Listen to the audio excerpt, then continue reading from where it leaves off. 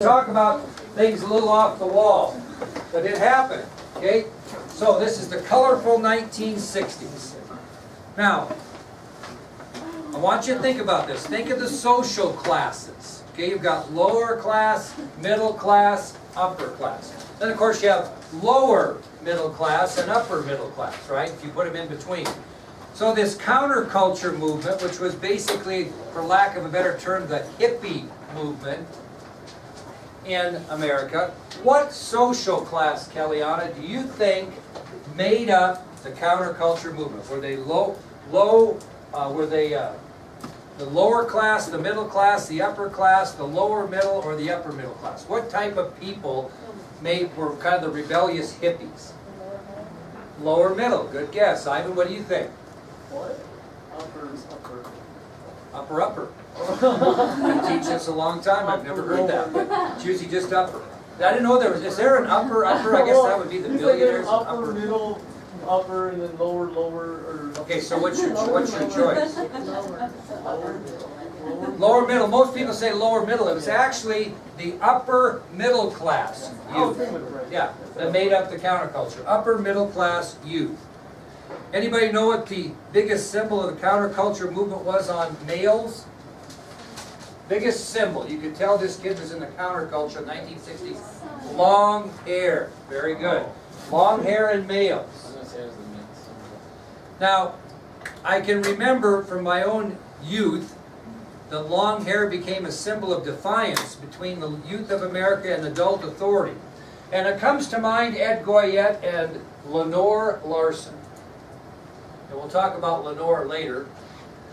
I was a 7th grader walking into the halls of Forsyth Senior High School, scared to death.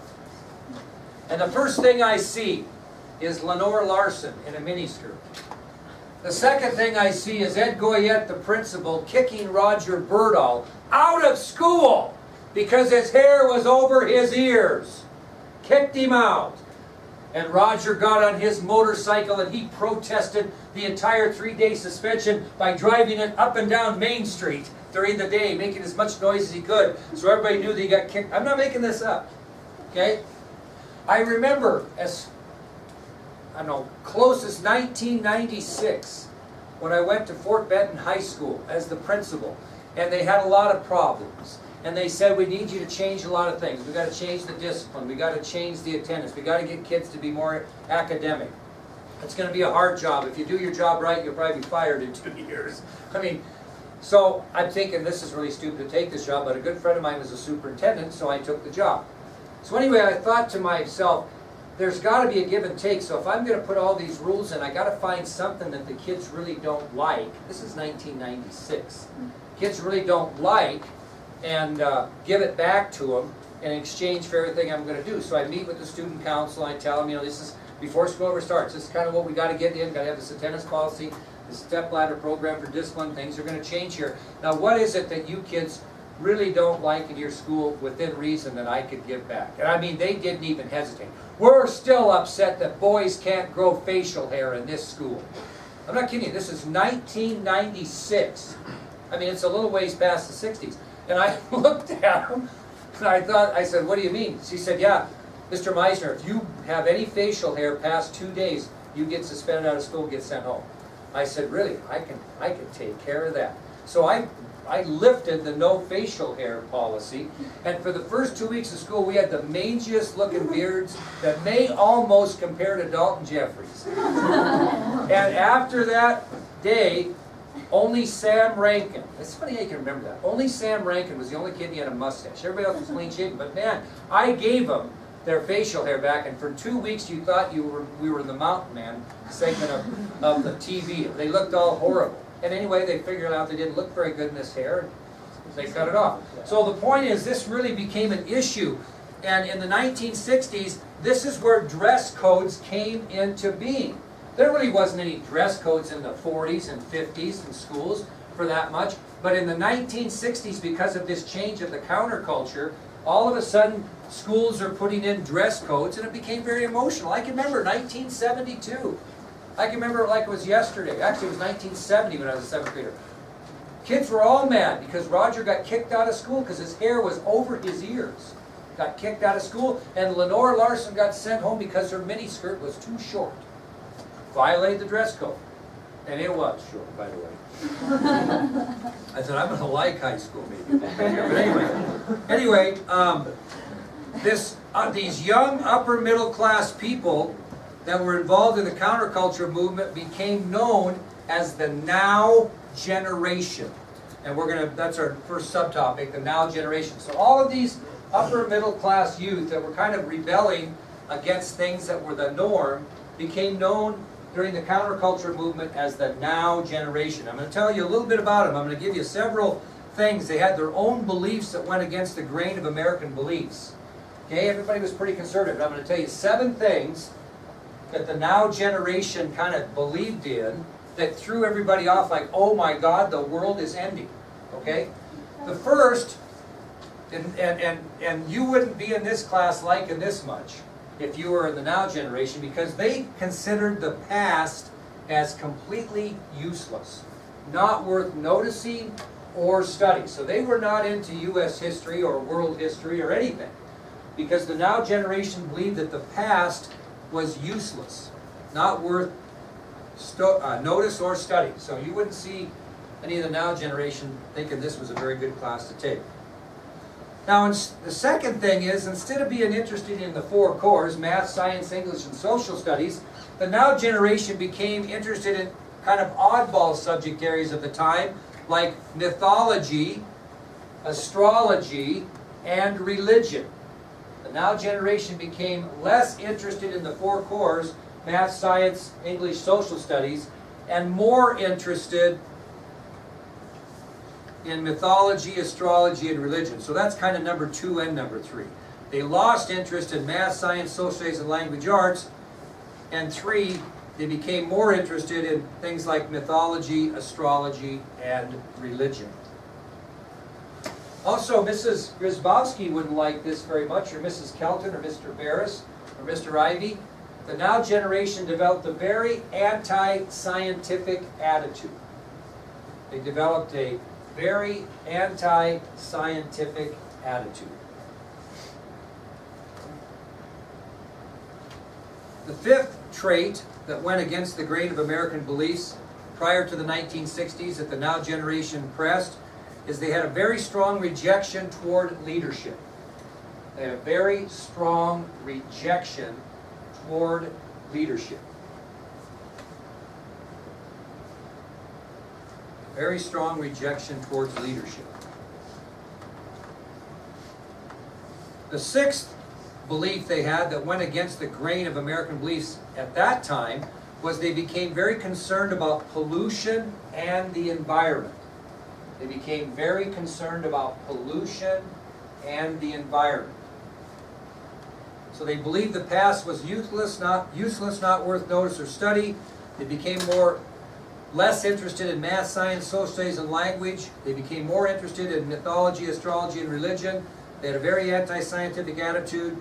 They had a very strong rejection towards leadership. They became very concerned about pollution and the environment. And the final one is they believed in a no-growth economy, which didn't have anything to do with finances. A no-growth economy. What do you mean if they spoke out and they were believing in a no-growth economy? What did they want to stabilize? No-growth economy. What did they want to stabilize? Which is kind of ironic because they didn't practice what they preached because of their free-spiritedness. So what does no-growth economy mean? They want to stabilize what? The population of the United States. Too many people. They even went around wearing buttons that said, "Stop at 2," which is on your ID sheet. So the final thought process of the Now Generation that was against the grain is they believed in a no-growth economy, which meant they wanted to stabilize the population of the United States, and to support that cause they actually wore buttons that stated "Stop at 2." The reason why I said they didn't practice what they preach is the next subtopic, which is the sexual revolution. And you're going to think this is stupid because of where we're at now. But in the 1960s, this was a little bit taboo. Okay? So we'll talk about the sexual revolution. Now, there was no question that this now generation contributed to what we knew as the sexual revolution. Look at all the boys, they're all just think it's funny. No, we're making fun of Tig. Boy, making fun of Tig, okay. Now, the whole thing of what the sexual revolution isn't what you think it is, boys. What it was is that attitudes towards a person's sexuality became more open. Okay, and I'm going to give you some examples of that. You won't even understand because it's so wide open right now, we'll never get it closed. But anyway. And I guess the best example of a person's attitude towards their sexuality which became more open is that prior to the 60s, you never went to a movie where there were nude people, or you never really saw nude people much. And being nude and being seen nude became more acceptable in the 1960s than it ever had been before. Okay? That just wasn't somebody did. If you watched the Dick Van Dyke Show in the 1950s and early 60s, he was a married man, but when they went to bed at night, they went to 2 separate beds and sometimes 2 separate bedrooms because they didn't want that thought process of, oh my God, on television, these 2 people are actually going to sleep in the same bed. I'm not kidding you, that's how conservative it was. And the sexual revolution changed that. And the best example of nudity that came into being in the 1960s was the film industry. I mean, I got to work hard to find a film I can show you in here that doesn't have something crazy. I showed the juniors Dances with Wolves the other day, and it's got a little bit of a love scene which really doesn't show anything, and some of them are going, oh my God, you know what I mean? And it's rated PG-13, okay? Well, my point is that in the 1960s, if you were going to make a film, you had to have frontal nudity. You had to have it. Or nobody would come, and they were targeting young adults and teens. Come see our movie. For the first time ever, we're going to have frontal nudity in these movies. You can go to movies all the time right now and see that kind of stuff. And what resulted in 1967 because of this in the film industry? For the first time ever, what resulted in the film industry because they were starting to show frontal nudity? Ratings. Ratings. Very good. You never had any film ratings until 1967. And they're different now than they were then. In 1967, there were 4 ratings. And you tell me if we still have them today. G. We have G today? Yes, we still do. Which means what? General audiences. Anybody should be able to watch it at any age. The other rating in 1967 was M. What did that mean? Mature. What do we call that now? PG-13. Right? PG-13. Okay? The 4th rating they had was R, which we have today, which is restricted, right? Second one was M, mature. Oh, I'm sorry, there's 4. G for general, I haven't got the 4th one yet. G for general, which we have today. M for mature, which I think we call PG-13 today. Then they had R for restricted, which we have today. And then they have X. We don't even have X now, do we? I mean, that's a whole different game. Maybe you don't go to the movie theater. You don't go to the movie theater and they have an X-rated movie at the movie theater. You just don't do that. They actually did in the 1960s. Okay? That is, you know, what do we have ratings now? G, PG-13, R, which one? 17 too? Yeah. Mickey Mouse is rated I Y. guess there's somewhere it's called AO for And you can go to the movie theater and see it? they're not usually broadcasting. Yeah. Okay, thank you for that information.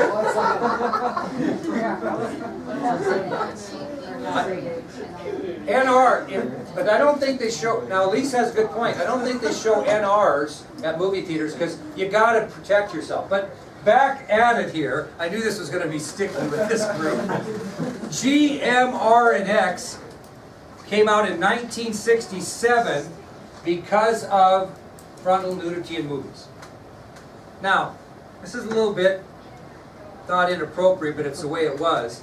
Now, because of the more liberal philosophies of sexuality in the 1960s, 3 major issues came up in the country that really became a problem and was a shocker to everyone that had any conservative nature about them at all. Now, I know you guys probably don't hear a lot about this. It was very prevalent in the 60s and 70s when I was in high school and college, and that was venereal disease, which also is known as VD. And if you got yourself too involved, so to speak, with too many people, you could catch VD, which was not good to have, and then you had to go get a penicillin shot or whatever it took to get rid of it. So there was a lot of freedom going on as far as sexuality in the 1960s, and as a result of that, venereal diseases were carried among couples, and it spread like wildfire. It was just unbelievable, okay? Unbelievable. So that was the first issue that arose with this new philosophy of sexuality in the 60s, was venereal disease, or VD. The second became something that, and I'm certainly not, I'm just saying it, unwed mothers. That was not normal in 1960, 1965. If we're going to show you a video, a movie series I want to show you back called The 1960s, which is it's a dramatization of the 1960s by a family that lived in Chicago, and it's awesome. But it covers all the stuff we've talked about. And you know, if you went home in those days as an unwed mother, that was just not accepted. And the number of unwed mothers in the 60s rose by the thousands. And these young men would father these children, but they'd take no responsibility for it. And it was rampant in the 1960s. Men and women lived in communes together. That means you had a group living together with free love and no worries in the world, and pretty soon you have all kinds of unwed mothers. And these men had the famous quote, "Do your own thing, but let the women clean up the mess." That was the philosophy of the 1960s. I'll impregnate 6 or 7 girls and it's their problem, okay? And we have free love and all this. I'm telling you, it was crazy. And so all of a sudden what you had is not mistakes, which can happen in relationships, but you had, you know, guys just going crazy and then not taking any responsibility at all. So that was a new thing. That was a very big issue in the 1960s because of the liberal philosophies of sexuality. And with that, if you have irresponsible young adults engaging in those types of things, what type of parenting are these kids getting? Zero. And I'm telling you, this is 2018 and I see it every day. Every single day. And I wouldn't obviously say in this class I don't see it, but you know what I'm talking about. Clear down to the elementary. It's unbelievable that this irresponsibility among young adults and improper parenting all started right here in the 1960s with the freedom of doing whatever you want with whoever you want. Now, here's kind of an interesting statement. Because of venereal disease, unwed mothers, and irresponsibility among young adults and improper parenting, historians suggested that the most important drug taken, and this was a drug decade, the most important drug taken during the decade of the 1960s was the birth control pill. It's the only drug anybody took that actually did any good. The rest of them screwed kids up. You see what I'm saying? That was the point. So the most important drug taken during the counterculture movement of the 1960s was the birth control pill, because it did save some of these unbelievable, crazy issues that were going on that were not the norm. And I think that's the thing you have to understand. None of these things were the norm. We kind of see some of these things as the norm, or it's not a big deal. In those days, it was a big deal. Okay, now that we're through that, we're going to move on to our next subtopic, which is Haight, Ashbury, San Francisco, California. Anybody ever heard of Haight, Ashbury? I'll tell you a quick story. I was adopted, and I never met my oldest sister until I was 42 and she was 62. But she left high school at Joliet, Montana in the 60s, went straight to Haight, Ashbury to be a part of this scene I'm going to explain, and has been there her entire life. She's a legal secretary who just recently retired, but she went to Haight, Ashbury to be part of this scene I'm going to talk to you about, and stayed there her entire life. Okay? Now, Haight, Ashbury was in, obviously, San Francisco, California, and it was considered the center of the counterculture universe in America. It was just the center of it. If you wanted to see the counterculture in its best or its worst, the best place to go would be to Haight, Ashbury in California. Now, I have a sign up there that Josh Miller gave me when he went to Haight, Ashbury 3 years ago, and all Haight, Ashbury is an intersection where Haight Street meets Ashbury. That's what it is, and this is where all of these youths, these now generation youths, all met. They went there by the thousands and lived in many different ways in the area of Haight, Ashbury in San Francisco. Here is kind of a picture, a little better picture of just a street sign, still there today. Haight, Ashbury. At that intersection in San Francisco, California, was the center of the counterculture movement. If you wanted to see the counterculture at its best or at its worst, you said, hey, I want to see that, you went to Haight, Ashbury. All kinds of people were there. You had college students there. You had high school dropouts. It's kind of like Sturgis, motorcycle route, really. You had college students there. You had high school dropouts. You had doctors and lawyers. You had the unemployed. You had people that actually had a job. You had rich people there. You had poor people there. You had college students, high school dropouts, doctors, lawyers, the average person, labor that worked, the unemployed, the rich people, the poor people. And you had every ethnic and racial group in America there. Every single ethnic group and racial group in the United States of America had somebody at Haight Ashbury, guaranteed. It was the most diverse place probably on the planet at the time. Now, inhabitants of this area in San Francisco considered themselves hip. And they got the nickname, Maddie, of hippies. That's where the hippies came from. And you guys are probably young, but my dad used to see a boy with long hair, that damn hippie. He used to say it all the time. Cracks me up. Grandparents, you have grandparents? Anybody heard their grandparents say that? Damn hippie. You know, kids have kind of revolutionized to where long hair is out, you know, compared to what it was. But anyway, inhabitants of the area in San Francisco considered themselves hip, and they coined the phrase hippies. Now, the hippie style, with its flowing hair and bell-bottom jeans, transformed the appearance of the American youth. I had a pair of bell-bottom jeans. Ash jeans, man. They were